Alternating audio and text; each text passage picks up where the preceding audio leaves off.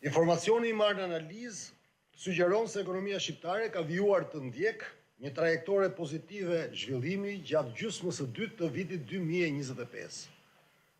Kjo ecuri pasqyrohet në rritjen solide të aktivitetit ekonomik, mbajtjen e inflacionit nën kontroll, si edhe në konsolidimin e treguesve kryesor të shëndetit ekonomik dhe financiar të vendit.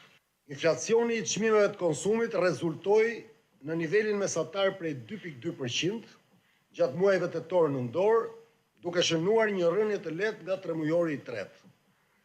Kjo ecuri u diktua më së shumti nga ulja e inflacionit të artikujve ushqimor. Rritja e shpejtë e çmimit qeras u frenua në muajin nëntor, kontributi negativ I inflacionit të naftës u zbeh plotësisht, ndërsa inflacioni I artikujve të tjerë rezultoi përgjithsisht I qëndrueshëm.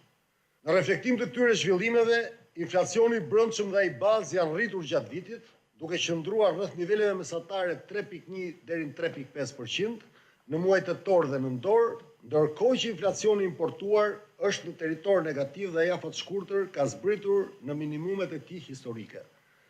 Rritja ekonomike është pasqyruar edhe në ecurinë e tregut të punës.